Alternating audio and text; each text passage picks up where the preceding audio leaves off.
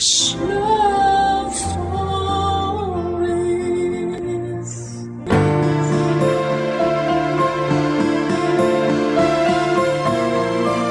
Ang pag-alis ng isang ina patungong ibang bansa ay isang desisyon na puno ng emosyon at sakripisyo. Gayunpaman, ang kanilang pagmamahal at pangarap para sa pamilya ay palaging mananatili. Ikaw, kabarangay, naranasan mo na ba ang magkaroon ng magulang na ng ibang bansa para sa iyong kinabukasan? Dear Papa Dudut, magandang araw po sa inyo at sa ating mga kabarangay. Ako nga po pala si Sheena at nais ko pong ibahagi sa inyong lahat ang kwento ko. Ako po ay only child at lumaki ako sa isang simple pero masayang pamilya kasama sina mama at papa. Maayos at puno ng pagmamahal ang childhood ko. Pero gaya ng karamihan sa mga pamilya, may mga pagkakataon din na nagkakainitan sina mama at papa. Habang lumalaki ako, nakita at naranasan ko yung mga tampuhan at away nila. Pero gayon pa man ay hindi ako nagtanim ng sama ng loob sa kanila. Habang tumatanda kasi ako, mas nare-realize ko na hindi madali ang maging magulang. Tao lang din sila. May limitasyon, napapagod at nagkakamali. Pero sa kabila ng lahat ay hindi naghiwalay sina mama at papa. Lagi nila akong ginagawang priority at sapat na yon para masabi kong mahal nila ako. At kahit papaano ay masasabi ko rin na maswerte pa rin ako. Hanggang sa dumating yung panahon na nawalan ng trabaho si Papa. Doon na talaga nag-iba ang takbo ng buhay namin.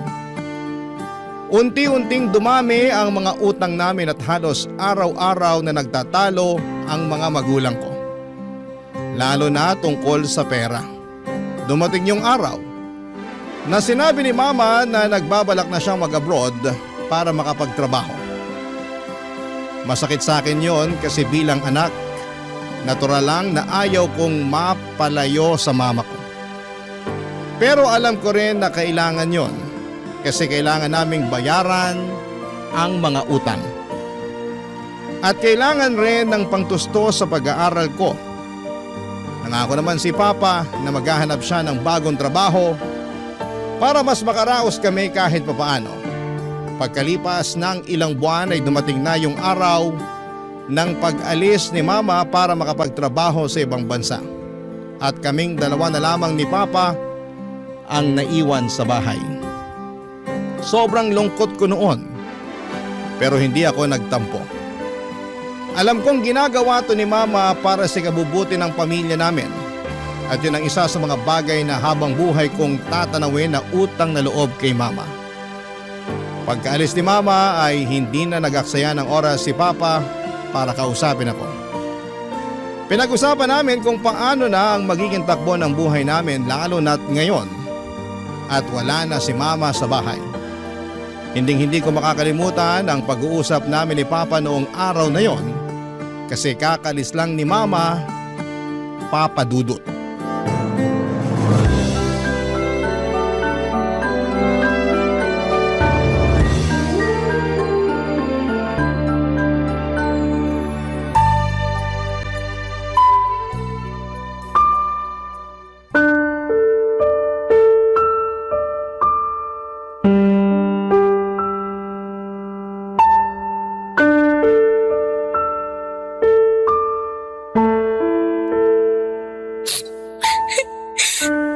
Tahan na, anak. Pa, dapat hinatid na lang natin si Mama sa airport eh. Yung mama mo mismo ang nagsabi na wag na daw natin siyang ihatid. Kasi baka lalo lang daw siyang malungkot sa airport. Isipin mo na lang na ginagawa ng mama mo to para mas guminhawa ang buhay natin at para makapagtapos ka rin ng pag-aaral. At isa pa, may mga utang din kami na kailangang bayaran. Alam ko naman po yun. Pero nalulungkot lang ako. Kasi nag-iba na po yung takbo ng buhay natin simula nung nawalan kayo ng trabaho. Kung hindi lang sana kayo nawalan ng trabaho, siguro kasama pa rin natin si Mama hanggang ngayon. Sana maintindihan mo na hindi ko naman ginusto yung nangyari. Palugin na kasi yung hotel na pinapasukan ko noon at kinailangan nila mag-lay off ng mga empleyado. Pero huwag kang mag-alala kasi naghahanap na ako ng bagong trabaho. Ipagdasal mo na lang na sana matanggap ako kaagad. Talagang ipagdadasal ko po yun. Basta ako, kapag nakapagtapos na ako ng pag-aaral, maghahanap ako ng magandang trabaho. Nang sa ganun, hindi nakakailanganin ni Mama ng mga ibang bansa. Diyan ako saludo sa'yo eh. Napansin ko rin na kahit may mga pagkakataon na nag-aaway kami ng mama mo, hindi mo pinabayaan ang pag-aaral mo. Nako, makakaasa kayo na hindi ko talaga pababayaan ang pag-aaral ko kahit anong mangyari. Nga po pala, kumusta naman po yung paghahanap niyo ng trabaho? Ay, ayun. Nakadalawang interview na ako, pero hindi pa rin ako binabalikan eh. Sana pala, hindi na lang ng ibang bansa si Mama. Sana pala, inantay niya na lang kayo na magkaroon ulit ng trabaho. Nako, alam mo naman yung mama mo, napakasigurista. Gusto niya yung habang tumatagal, mas dumadami yung ipon namin. Grabe din pala yung sakripisyo ni Mama para lang masigurado na magiging stable yung buhay natin. Alam mo, isa din yan sa pinag-awayan namin ni mama mo. Ang totoo niyan, pinigilan ko yung mama mo na mag-abroad. Kasi sabi ko sa kanya, makakahanap din ako ng panibagong trabaho. Pero alam mo naman yung mama mo, may katigasan ng ulo at hindi nagpapapigil. Siguro okay na rin to. Kasi alam kong mas magiging magaan na ang buhay natin pagbalik ni Mama. At makakapagtapos na rin ako ng pag-aaral pagdating niya. Tama, yan na lang ang isipin mo para hindi ka na malungkot sa pag-alis niya. Ay, sandali lang. Mukhang may nag-text. Saglit lang, tingnan ko lang to. Sino po yan?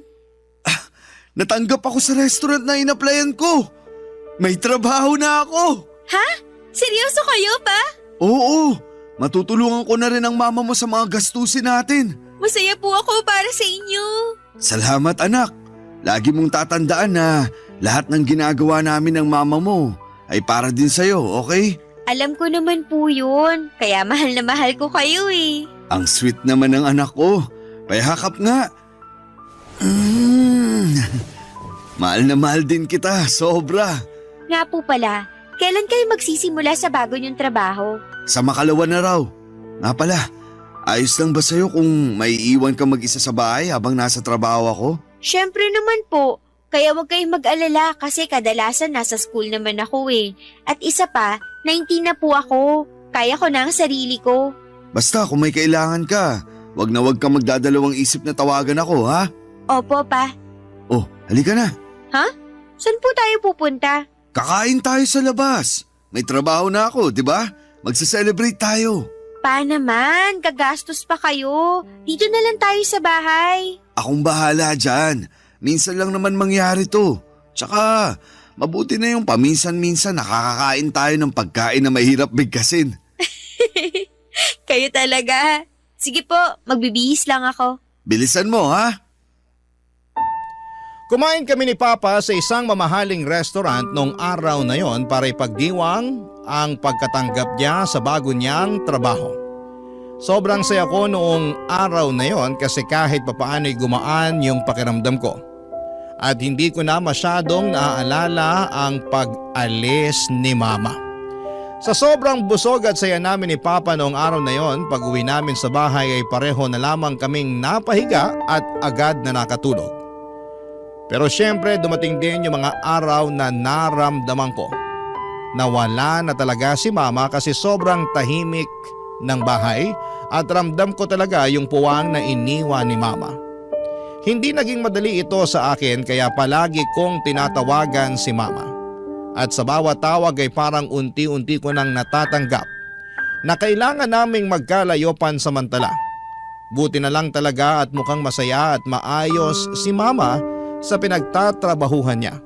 At kapag hindi kami nakakapag-usap ni Mama, lalo na kapag sobrang busy siya ay nilulublob ko na lamang ang sarili ko sa pag-aaral. Iniisip ko na siguro kung magbisi-bisihan ako, mas mabilis lilipas yung mga araw. At dumating na rin yung araw na nagsimula ng magtrabaho si Papa. At hating gabi na siyang nakakauwi. Minsan nakakatakot kasing mag-isa lamang ako sa bahay. Lalo na kung walang pasok pero madalas nakakalungkot. Pero pinipilit kong intindihin ang sitwasyon, Papa Dudut. Alam ko naman na ginagawa nila Mama at Papa ito para sa kinabukasan namin. May mga araw na rin na sobrang gulo at dumi na sa bahay.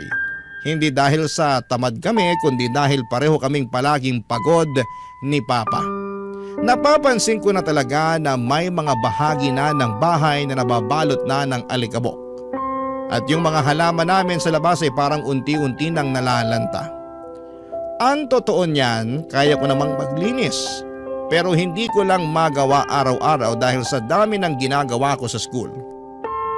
Si Papa naman halos hindi na rin makagalaw pag uwi kasi sobrang bilis daw ng takbo sa restaurant na pinagtatrabahuhan niya. Araw-araw siyang pagod. At dahil doon ay hindi na rin siya masyadong nakagagawa ng mga gawaing bahay.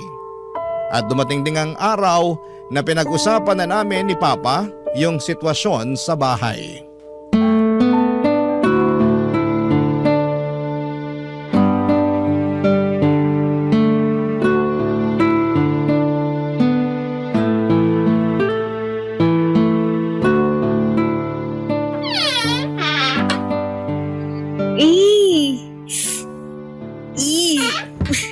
Ano ba yan, Kadiri? Oh, Sheena, anak. Anong ginagawa mo dyan? Ang baho na nitong cabinet sa ilalim ng lababo. Tapos may mga bubut at ipis na nagsisilabasan. Pasensya ka na talaga kasi sobrang nakakapagod yung trabaho ko sa restaurant. Kaya yan, wala na tuloy akong oras para maglinis. Naiintindihan ko naman po kayo. Ganon din naman ako kasi malapit na po yung midterms namin. Tapos may mga projects pa po ako. Kaya yan, napapabayaan ko na tuloy itong bahay.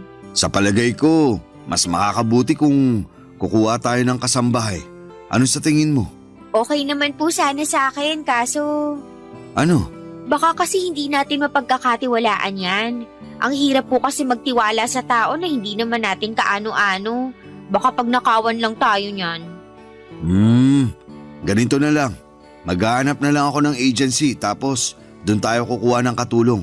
Okay ba sa'yo yun? Sige po, mas mapapalagay tayo kung sa agency tayo kukuha ng kasambahay.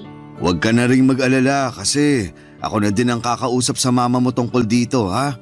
Makikiusap ako sa mama mo na siya na muna yung sasagot sa sahod ng magiging katulong natin. Kasi alam mo naman, kakasimula ko lang sa trabaho. Basta, mag-focus ka lang dyan sa studies mo, okay? The best talaga kayo! Nga po pala, kumusta yung bago niyong trabaho sa restaurant? Kaya pa ba? Ang totoo niyan, nag-a-adjust pa talaga ako. Iba kasi yung experience ng pagiging supervisor sa hotel at pagiging supervisor sa restaurant. Naku po, yakang-yaka niyo yan!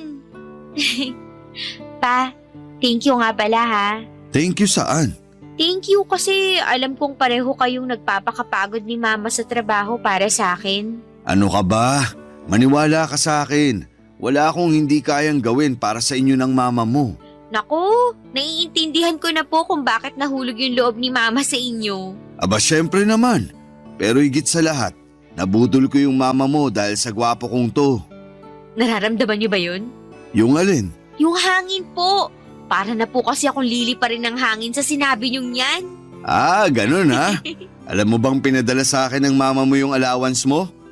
Bala ko pa naman sana na ibigay sa'yo ngayon to. Andito na nga sa bulsa ko oh. Kayo po talaga, hindi na mabiro. Sigurado ako na mahihiya si Ruru Madrid sa kagwapuhan niyo. Akin na po yung allowance ko. Nambola pa talaga. Oh, eto na yung allowance mo. Nga pala anak, kumusta na yung mama mo? Hindi po ba kayo nag-uusap? Nag-uusap naman. Kaso nitong mga nakaraang araw, hindi na ako masyadong nakakapag-update sa mama mo. Kasi sobrang busy namin dun sa restaurant. Nung huli kaming nag-uusap, binili niya lang sa akin na ibigay ko raw sa'yo yung allowance mo. Naku pa, bumawi kayo. Sige ka, baka magtampo sa inyo si Mama. Ako nga, araw-araw kong tinatawagan si Mama eh. Sigurado naman ako na maiintindihan niya ako kasi busy din naman siya sa trabaho niya abroad. Kung sa bagay. Anyway, mukhang okay naman na po si Mama. Araw-araw siyang nagchat-chat sa akin para kumustahin yung pag-aaral ko. Mabuti naman kung ganun. Alam mo, matagal ng pangarap ni mama mo yung makapagtapos ka kasi hindi siya nakapagtapos eh. Bakit naman po? Hindi pa pala namin nakwento sa iyo yung dahilan kung bakit hindi na nakapagkoleyo yung mama mo. Hindi pa po. Ganito kasi yan. 19 years old lang yung mama mo noon at ako naman 20 years old nung nagpakasal kami. Ang totoo nga niyan, sumalangit nawa ang mga kaluluwa nila. Tutol na tutol yung lola at lolo mo sa pagmamahala namin ng mama mo. Pero talagang ipinaglaban ko yung relasyon namin. Naku po, kayo pala yung dahilan kung bakit hindi nakapagtapos si Mama eh. Nakakahiyamang aminin, pero parang gano'n na nga. Pero maayos naman ang kalagayan natin ngayon. Hindi rin naman tayo namumulubi, hindi ba? Kung sa bagay, basta ako, sisiguraduhin ko po talaga na makakapagtapos ako ng pag-aaral para po sa inyo ni Mama. Proud na proud ako sa iyo, anak. Pareho kaming maswerte ng mama mo sa iyo. Kayo naman po ngayon ang nambobola sa akin. Nga pala, doon na muna ako sa kwarto ko ha. Maghahanap lang ako sa internet ng mga agency na pwede natin pagkuhanan ng kasambahay. Sige po. Kay Papa ko ipinagkatiwala yung paghahanap ng agency at gusto ko na rin na makahanap kami ng kasambahay sa lalong madaling panahon. Sosyal hindi ba? Pues kung sa tingin ninyo po ay mayaman kami ay nagkakamali kayo.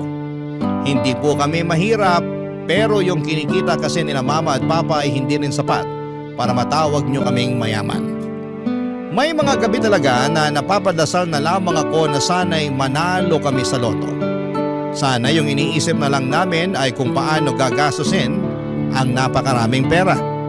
Hindi kung paano pagkakasyahin ang kulang. Pero alam ko rin sa sarili ko na hindi ganong kadali ang buhay kaya sinabi ko na lamang sa sarili ko na sige lang, kapit lang. Huwag kang susuko dahil alam ko na darating din yung araw na kapag nakapagtapos na ako ay aangat din kami sa buhay. Aangat kami sa puntong hindi na kakailanganin pa na magtrabaho ni na Mama at Papa. Gusto ko na lang silang mag-retire at mag-enjoy sa buhay habang ako naman ang magtatrabaho para sa kanila. At noong mismong araw na yon ay tinawagan ko si Mama. Buti na lang at nagkatugma yung free time namin. At ang sabi ni Mama sa akin ay halos hindi na nga raw sila nakakapag-usap ni Papa. Hindi na daw kasi tugma ang schedule nila sa trabaho. Pero sinabi sa akin ni Mama na kinausap na daw siya ni Papa tungkol sa balak naming kumuha ng kasambahay at pumayag naman kaagad si Mama. Pero nakakalungkot na marinig na unti-unti nang nawawala na sila ng oras para sa isa't isa. Kaya tahimik ako nagdasal ng gabing yon.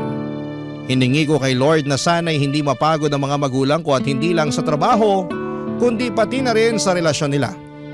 Sana'y hindi mawala yung lambing, yung pag-unawa, yung pagmamahalan kahit na lubog na sila sa pagtatrabaho.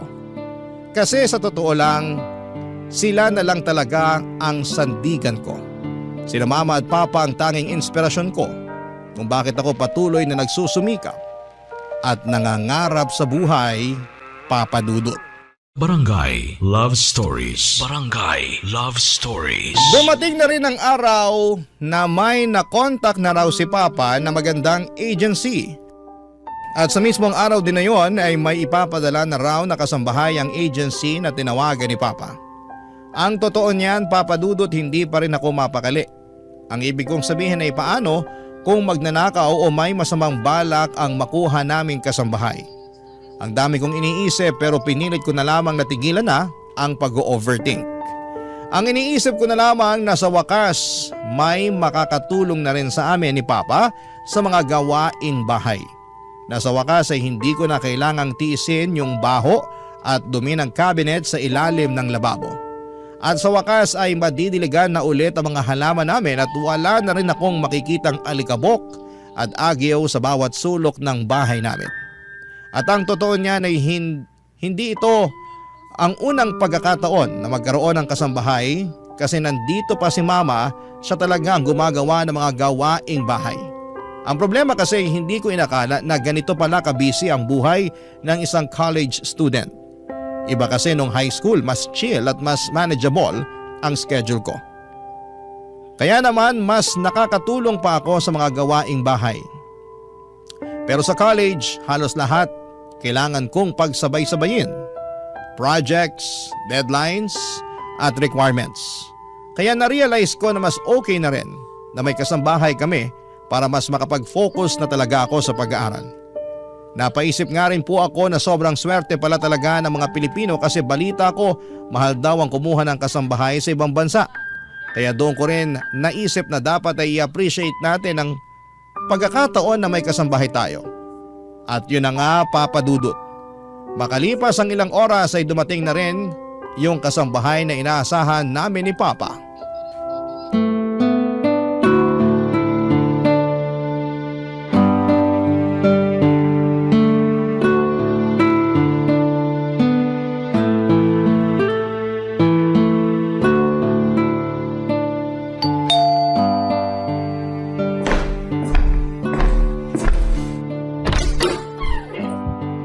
Hello? Ikaw ba yung kasambahay na pinadala ng agency?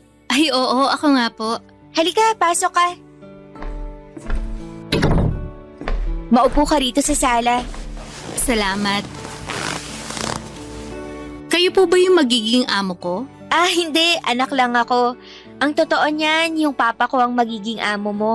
Siya rin yung kumausap doon sa agency na pinanggalingan mo. Nga pala, ako si Sheena. Hello po, Ma'am Sheena. Ako nga po pala si Celine. Nice to meet you. Ganda naman ang pangalan mo. Ay, thank you po, Ma'am. Ano ka ba? Sheena na lang. Huwag na yang ma'am. At tigilan mo na rin ang kakapo mo sa akin. Sige, Sheena. Antayin na lang natin si Papa ha. Nasa kwarto pa kasi nagbibihis. Pagpasensyahan mo na lang kasi daig pa nun yung babae kung magpalit ng damit. Maiba ako. Gaano ka nakatagal nagtatrabaho bilang kasambahay? Mag-iisang dekada na rin po. Uy, totoo?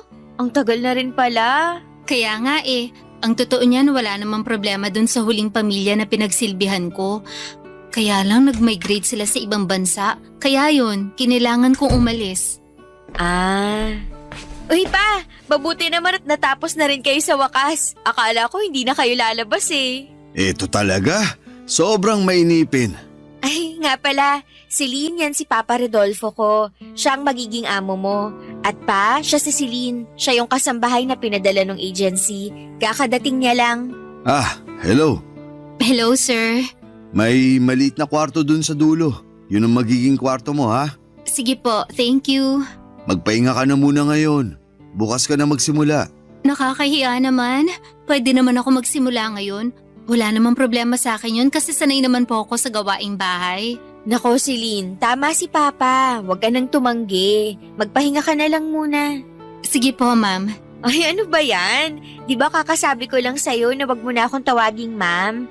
At tigilan mo na rin yung kakapo mo sa akin. Kay Papa lang bagay yan eh. Uy, grabe ka sa akin. Para mo na rin sinasabi na matanda na ako. Bakit? Hindi po ba? Ikaw talagang bata ka. Gusto mo bang pabalikin ko na lang si Celine sa agency niya para sa'yo ko na lang ibilin yung paglilinis dun sa maduming cabinet? Ay nako, Celine. Masasanay ka na sa amin kasi ganito talaga kami mag-asara ng Papa ko. Nakakatuwa nga kayong tignan eh. O ayan, dapat ganyan lang. Wala nang po at ma'am, maliwanag. Sige, Sheena. Perfect, di ba? Parang barkada lang. Ay nako. Oh, ikaw na munang bahala dyan kay Celine ha? Papasok na muna ako sa kwarto. Sige pa. Halika, Celine. Bibigyan kita ng panandaliang house tour. Eto nga pala yung kusina. Pagpasensyahan mo na tong kusina ha, kasi medyo marumi. Ikaw nang bahala dito bukas ha. Huwag kang mag-alala. Bukas na bukas, pakikintabin ko tong kusina nyo. Ay, salamat naman. Alam mo ba, na hate ko talaga yung maglinis ng kusina. Mabuti na nga lang talaga at nandito ka na. Halika, may papakita pa ako sa'yo. Tapos, ito naman yung laundry area. Ayan, dyan ka maglalaba.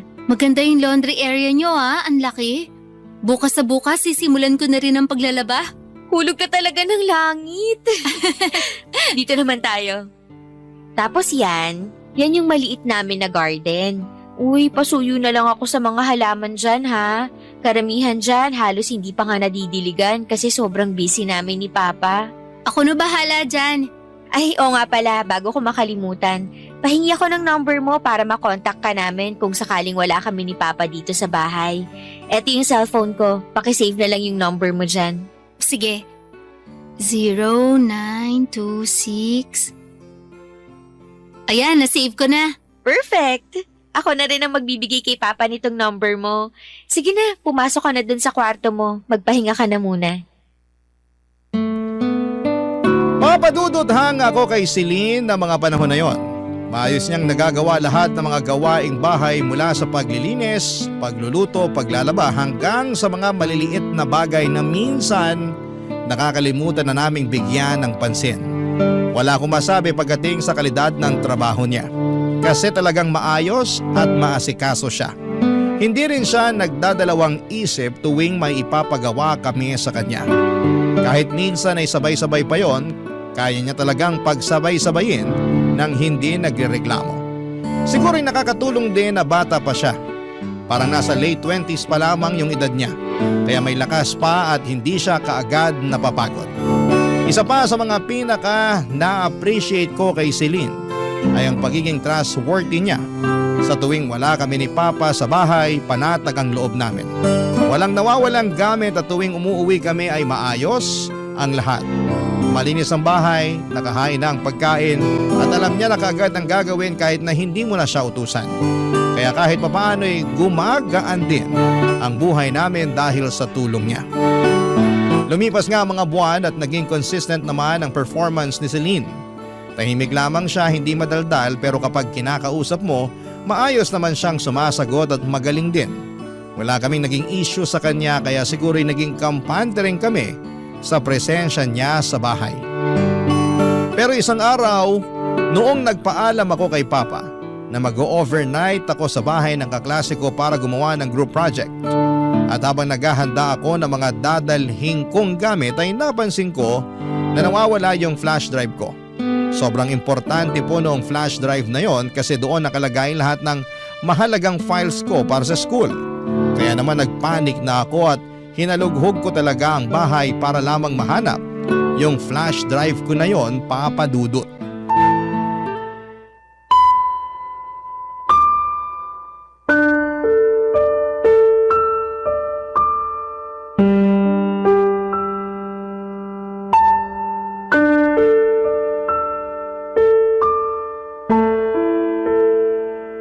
Asan na ba kasi yun?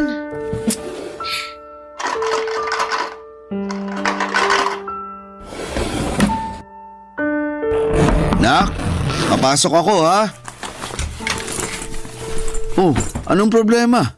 Ba't di ka mapakali dyan? Yung flash drive ko po kasi nawawala eh. Saan ko ba kasi nailagay yun? Huwag mo nang problemahin yun. Ibibili na lang kita ng bago. Hindi naman kasi yung flash drive yung pinoproblema ko eh. Yung pinoproblema ko, yung laman ng flash drive na yun. Grades ko sa school ang nakasalalay dito. Ikaw naman kasi. Alam mo naman pala na importante yun. Pero hindi mo pa rin iningatan.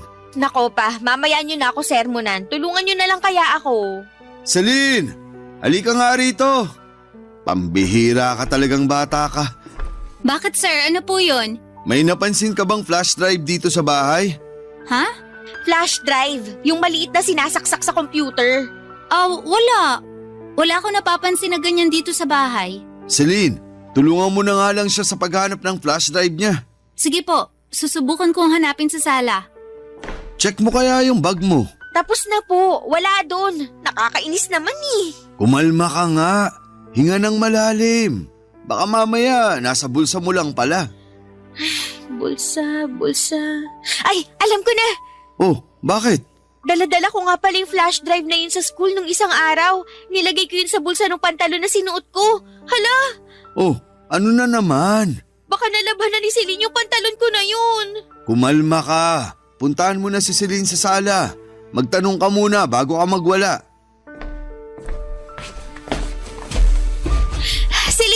Sandali lang! Hindi ko pa rin nahahanap yung flash drive mo dito sa sala. Yung pantalon na sinuot ko nung isang araw, nalabhan mo na ba? Hindi pa. Ay, salamat. Saan mo nilagay yun? Nasa laundry area. Nakatambak kasama ng ibang mga maruruming damit. Bakit? Yung flash drive ko kasi pakiramdam ko nandun. Ay, check ko lang ha.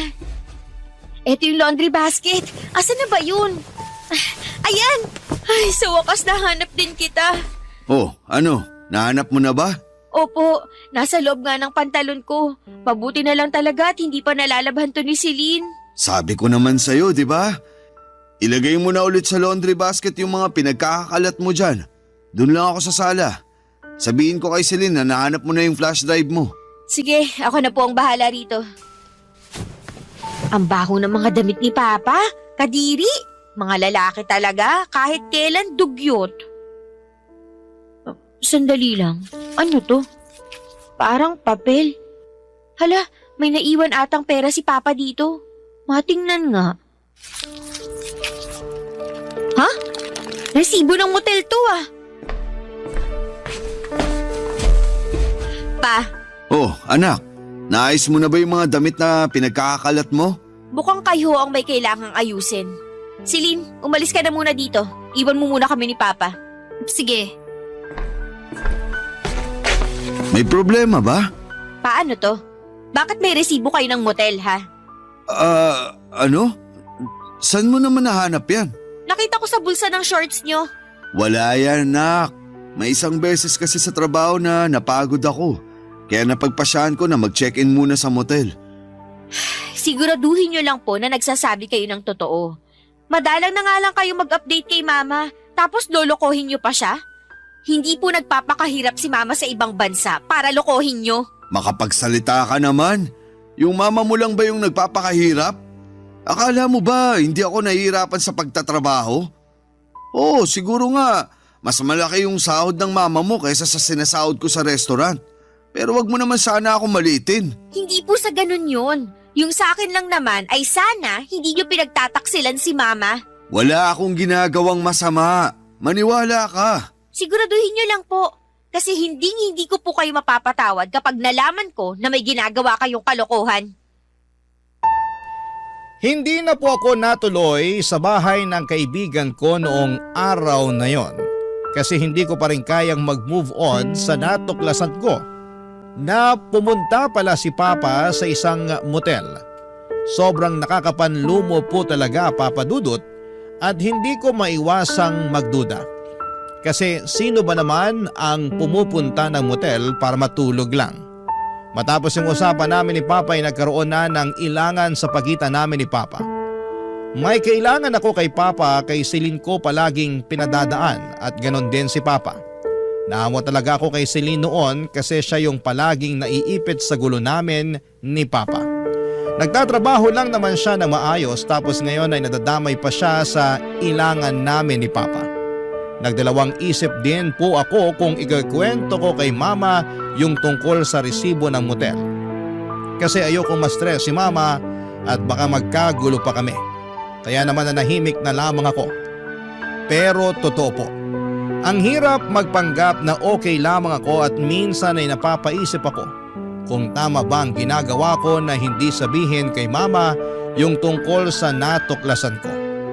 Nang mga panahong yon ay tanging ginawa ko na lamang ay nag-focus sa pag-aaral para hindi ko na maisip ang lahat ng yon. At sa totoo lang ay nagtataka ako kung bakit may ilangan sa pagitan namin ni Papa. Pero isa lang ang alam ko, hindi ako magpapakumbaba para kausapin si Papa kasi siya naman tong nahuli ko na may resibo galing sa motel, hindi ba? Minsan kahit na nababahala ako sa lahat ng nalaman ko kahit papaano, ay inunawa ko pa rin si Papa kasi baka nga naman may magandang dahilan siya at nagpahinga lang talaga siya sa motel noong araw na yon. Napagtanto ko rin na baka masyado lamang ako naging mapanghusga sa lahat ng mga nangyari, Papa Dudut. Pero ano nga kaya ang totoong kwento ng resibo sa motel? Barangay Love Stories. Barangay Love Stories.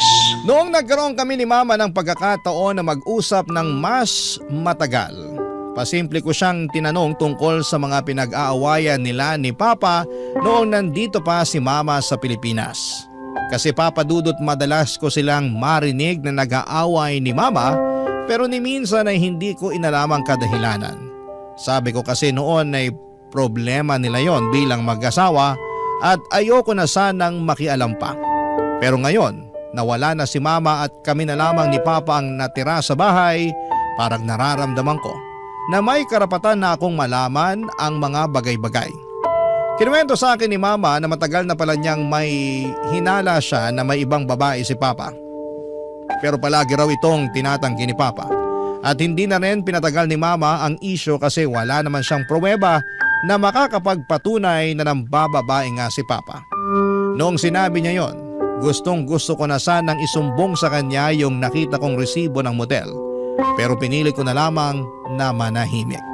Ayoko magdulot pa ng mas malaking gulo sa pamilya namin. May mga kaibigan ako na lumaki sa broken family at nakikita ko kung gaano kalalim ang sakit at depression nila dahil hindi nagkakaayos ang mga nanay at tatay nila. At ayokong maranasan yon, kaya naman nag-decide akong hindi na lamang sabihin kay Mama ang tungkol sa natuklasan ko. Wala rin naman akong solid na pruweba para patunayan na may ginagawang kalokohan si Papa maliban doon sa resibo ng motel. Pero pagkatapos ng ilang araw, Papa Dudut, hindi ko po akalain na ang tadhana na pala mismo ang maghahanap ng paraan para malaman ko ang buong katotohanan. Isang gabi habang natutulog ako ay bigla akong nagising dahil nagutom ako. Lumabas ako ng kwarto at pumunta sa kusina. Hindi rin kasi ako nakapaghapunan noong araw na yon dahil sa dami ng schoolwork ko. Pero ang hindi ko alam ay habang lumalabas na ako ng kwarto papunta sa kusina, tinutulungan na pala ako ng tadhana na matuklasan ang isang bagay na tuluyan ng sisira sa pamilya ko.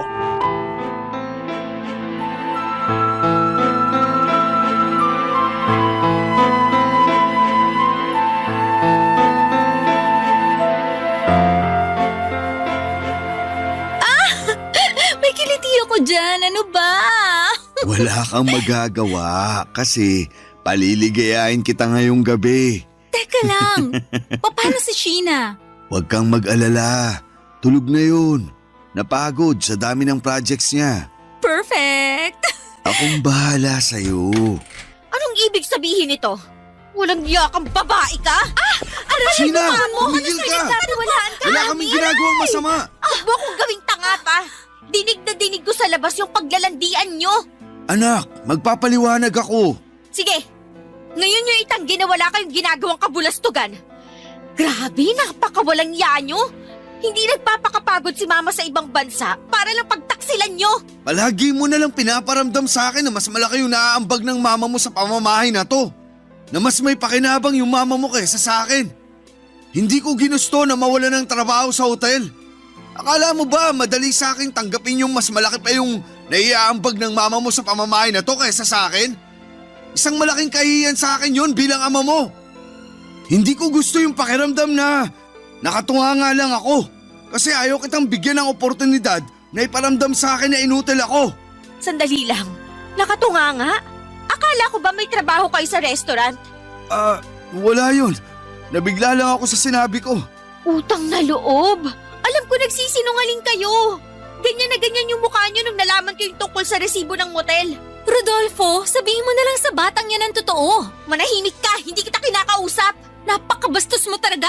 Wala kang modo sa mga nakakatanda sa'yo. Ang kapal din naman pala talaga ng mukha mo. Ikaw pa tong may gana ngayon na magtapang-tapangan? Kung ano ang kinaganda ng pangalan mo, yun ang kinapangit ang ugali mo. Ahas ka! Sumusobra ka na! Tumigil na kayo! Oo na! Inaamin ko na! Hindi pa ako nakakapaghanap ng bagong trabaho simula nung natanggal ako sa hotel. Ano pang tinatago niyo sa akin, ha? Matagal na kami magkakilala ng papa mo. Ano? Celine! Wala nang dahilan para itago natin sa kanyang katotohanan. Total, nagwawala na naman siya. Sasabihin ko na sa kanya ang totoo para manahimik na siya. Oo, katrabaho ko ang papa mo sa hotel noon. Ang totoo nga niyan, ideya ng papa mo ang lahat ng to. Siyang nakaisip na pagpanggapin akong katulong nyo. Sa ano, masaya ka na? Wala kayong kasing sama. Magsama kayo sa impyerno.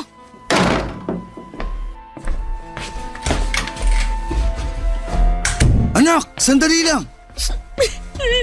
Kukunin ko ng mga gamit ko at lalayas na ako sa bahay na to. Sasabihin ko na rin kay Mama lahat-lahat ng mga nalalaman ko. Nagmamakaawa ako sa'yo. Sana wag nang makarating to sa mama mo, please. Hindi mo naman siguro gugustuhin na magkawatak-watak ang pamilya natin, di ba? Please lang, nakikiusap ako sa'yo bilang tatay mo. Tatay? Maraming lalaki ang pwedeng maging tatay. Pero hindi lahat ng lalaki ay may kakayahang magpakama. Nung nag-abroad si Mama, sinamantala mo yun para ipasok sa buhay natin yung kabit mo. At talagang pinagpanggap niyo pa siyang katulong natin. At malamang, pera din ni Mama ang ginagamit niyo para dyan sa kabit mo. Wala kayong kasing sama. Noong mga panahong akala ko, nagtatrabaho kayo. Nagpapakasarap lang pala kayo sa perang pinapadala ni Mama. Anak, makinig ka. Hihiwalayin ko na si Celine. Patawarin mo lang ako. Napakadami niyo pong pagkakataon na hiwalayan yung babaeng yun. Pero hindi niyo ginawa. Aalis na ako at wala na kayong magagawa para pigilan ako. Hindi deserve ni Mama ang isang walang kwentang lalaking tulad niyo. Sobra po akong nasaktan ng gabing yon, kaya tinawagan ko na lamang yung kaklase ko at nakiusap kung pwedeng sa kanya muna ako makituloy. At sa kabutihang palad ay pumayag naman siya. Pagdating ko sa bahay ng kaklase ko ay tinawagan ko kaagad si Mama at ikinuwento ko na sa kanya ang lahat ng mga nalaman ko. Hindi ko po kayang ilarawan kung gaano kalungkot si Mama noong time na yon. Hindi siya tumigil sa kakaiyak, pero pinilit ko rin siyang kumbinsihin na wag nang balikan si Papa. Kasi naniniwala ako na once a cheater, always a cheater. Kung hindi ko pa nahuli si Papa at si Celine, baka patuloy pa rin nila kaming niloloko. Grabe, Papa Dudut. Napakatanga ko para hindi agad malaman na nasa bahay lang pala namin ang kabit ni Papa. At mas lalo lang po akong nagalit nang malaman kong may mga panahon na nanghihingi ng pera si Papa kay Mama. Galit ako kay Celine pero mas nagalit ako kay Papa kasi siya ang punot dulo ng lahat ng ito. Si Papa ang kadahilanan kung bakit lumaki ng ganito ang gulo sa pamilya namin. Ang totoo niyan ay hanga ako kay Papa kasi nagawa niyang magpanggap na may trabaho siya. Pero yun pala, kung ano-anong alibay na ang binibigay niya kay Mama para makakuha siya ng pera. Kaya naman napagkasunduan na lang namin ni Mama na uupan na lamang ako ng apartment malapit sa school ko at siya na rin ang sasagot sa upa ko. Ipinangako rin ni Mama na kapag natapos na ang kontrata niya abroad, babalik siya sa Pilipinas at ibebenta niya ang bahay namin at habang nasa abroad pa siya ay pag-iipunan niya na lang daw muna yung pang-annulment nila ni Papa. Sinabi din ni Mama na siya na lamang ang haharap kay Papa at mas mabuti na rin daw na wala akong contact kay Papa. Lumipas nga ang mga buwan at naging mapayapa naman ang buhay ko sa bago kong apartment. Wala na akong balita kay Papa at si Mama na lang ang lagi kong kinakausap. Mabuti na lang talaga at hindi ako naligaw ng landas. At mas pinagsikapan ko palalo sa school para kahit papaano'y mapasaya ko naman si Mama. Karamihan po kasi ng mga naririnig ko kapag may problema sa pamilya ay madalas nagbibisyo o tumitigil sa pag-aaral ang mga batang apektado. Pero pinili ko pong magpakatatag at magpatuloy sa buhay dahil nandyan pa si Mama na umaasa na makapagtatapos ako sa pag-aaral. Sinabi ko rin sa sarili ko na kapag nakatapos ako ay gagawin ko ang lahat para matulungan si Mama para hindi na siya mapilitang magtrabaho. Naging mapayapa na po ang takbo ng buhay ko hanggang sa isang araw ay may dumalaw sa apartment ko.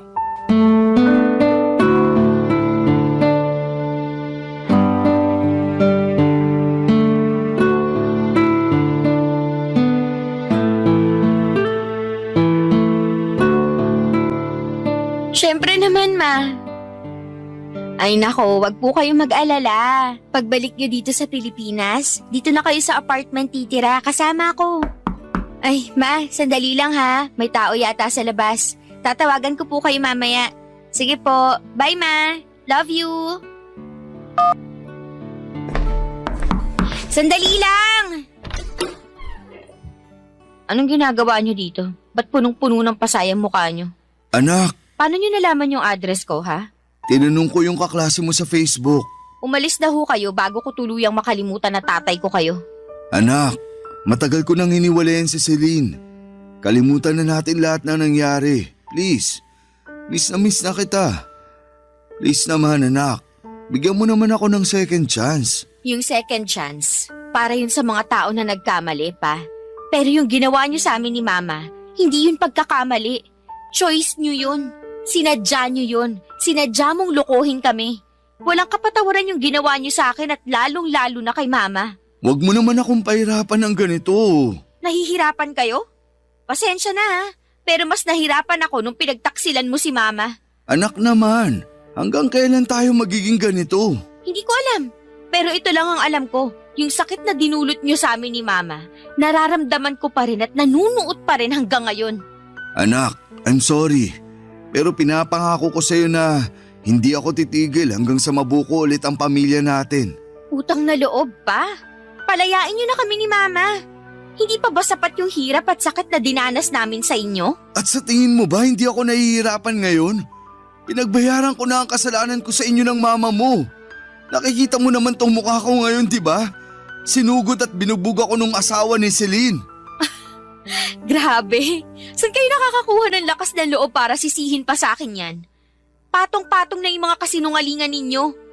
Matanong nga kita pa, alam mo pa ba kung ano ang totoo sa sarili nyo? Basta, gagawin ko ang lahat para lang makabawi sa inyo ng mama mo. Alam nyo ba na hanggang ngayon may sama ng loob pa rin si Mama sa inyo? Mabuti na lang talaga at nalaman ko yung totoo. Kasi kung hindi, malamang hanggang ngayon pinaglalaroan nyo pa rin kami. Anak, kailangan ko kayo ng mama mo. At alam kong kailangan nyo rin ako. Lulod ako sa harapan mo kung kinakailangan para lang mapatawad nyo ako. Tumayo kayo pa. Huli na ang lahat para dyan. Ganun-ganun na lang ba yun? Itatapon mo na lang ang lahat ng pinagsamahan natin bilang isang pamilya? Kayo ang tumapon sa lahat ng yun. Huwag po kayong pa-victim kasi hindi po kayo ang biktima dito. Kami. Kami ni Mama ang biktima dito. Kami ni Mama ang biniktima nyo. Sige na po, umalis na kayo. Wala na tayong dapat pag-usapan pa. Wala kang karapatan na tratuhin ako ng ganito. Papa mo pa rin ako. Papa ko lang kayo sa papel na pwede kong punitin kung kailan ko gusto. Alam kong may nagawa akong kasalanan. Pero sumusobra ka na sa pagsagot-sagot mo sa akin. Wala kang galang at respeto sa sarili mong ama. Buong buhay ko minahal at nirespeto ko kayo. Buong buhay ko hinangaan ko kayo. Pero hindi na kami magpapaloko sa inyo. Antayin nyo na lang ang tawag ni Mama. May balak siyang kausapin kayo tungkol sa annulment at pagbenta ng bahay natin. Annulment? Pagbenta ng bahay? Bakit kayo nagdidesisyon ng hindi ko alam, ha? Bakit pa? Nakapagdesisyon na rin naman kayo Napagdesisyonan nyo na rin na sirain yung pamilya natin nung nakipagrelasyon kayo kay Celine. Grabe, ang dami nyong ginawa para lang mapanindigan at maitago yung pagtataksil nyo. So ano? Mas gugustuhin mo ba na magkawatak-watak na lang tayo? Ganun ba yun? Parang gano'n na nga. Mas gugustuhin ko na lang na magkaroon ng pamilyang watak-watak kesa sa magkaroon ng isang ama na taksil at manloloko. Babalik na ako sa loob at parang awa nyo na, umalis na ho kayo. Kung hindi tatawag na talaga ako ng pulis. Anak, buksan mo to. Patawarin mo na ako. Sisiguraduhin ko na itutuloy ni Mama yung annulment at pagbenta ng bahay natin. Huwag mo namang gawin sa akin to. Parang awa mo na, buksan mo to. Umalis ka na, Pa.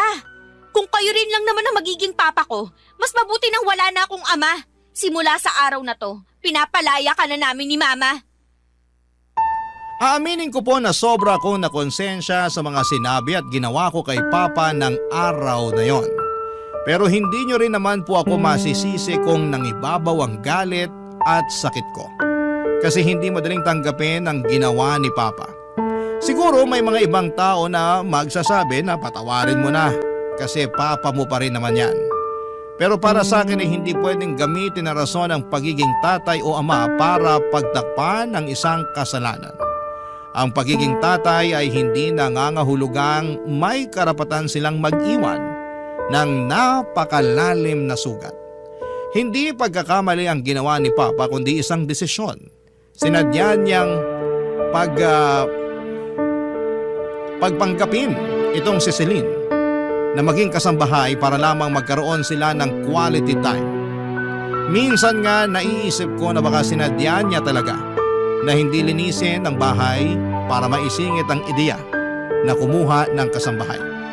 At ang totoo po niyan, hindi ko alam kung saan nagpupunta si Papa tuwing wala siya sa bahay.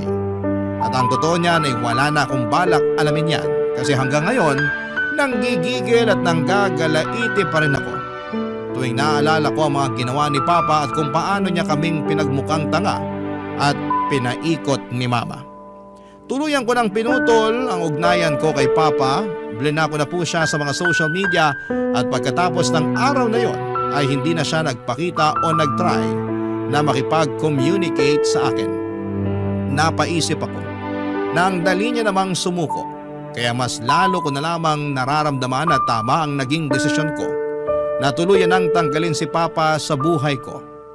Pero sa totoo lang, hindi ko pinagsisisihan yon kasi yon ang nagbigay sa akin ng peace of mind. Lumipas ang ilang taon at nakagraduate na rin po ako at sa wakas ay sobrang saya ko kasi nakabalik na si Mama sa Pilipinas. At nakahabol pa siya sa graduation ko. At doon ko na rin pinatuloy si Mama sa apartment na inuupahan namin. At pagkatapos ng ilang araw ay nakipag-ugnayan na si Mama kay Papa. And eventually pumayag na rin si Papa na ituloy yung annulment at pagbenta ng bahay kasi may iba pa palang babae si Papa. At may anak na rin sila. Sobrang babaero ni Papa at mas lalo niyang pinatunayan na hindi siya karapat-dapat na maging parte ng buhay namin. Kinalaunan ay nag-grant ang annulment at naibenta na rin po ang dati naming bahay. At ginamit namin ni Mama ang pinagbentahan ng bahay para bumili ng maliit na kondo. At hanggang ngayon ay napapakinabangan pa rin namin ang kondo na binili namin. At ang huling narinig ko ay nalulong na daw si Papa sa pagsusugal at iba pang bisyo. At naubos yung share niya sa pinagbentahan ng bahay. Ang sabi pa nga sa akin ni Mama na nag-message daw si Papa sa kanya at humihingi ng pera. Pero blinak siya ni Mama. At hindi na rin namin sinabi sa kanya ang address ng kondo na nabili namin. Tuluyan na talaga namin siyang binura sa buhay namin. Papa Dudut, alam ko na hindi masaya ang ending ng kwento ng buhay ko pero masasabi ko na at least nakalaya na kami sa buhay na puno ng kasinungalingan at panlilinlang. Maraming salamat po at binigyan niyo ako ng pagkakataon na maibahagi sa inyo ang parte ng buhay ko na puno ng sakit. Salamat po and more power po sa Barangay LS and God bless po sa inyo. Ang inyong forever kapuso at kabarangay, Sheena. Anong say mo sa Barangay Love Stories na ito? Pagkwentuhan natin sa comment section yan.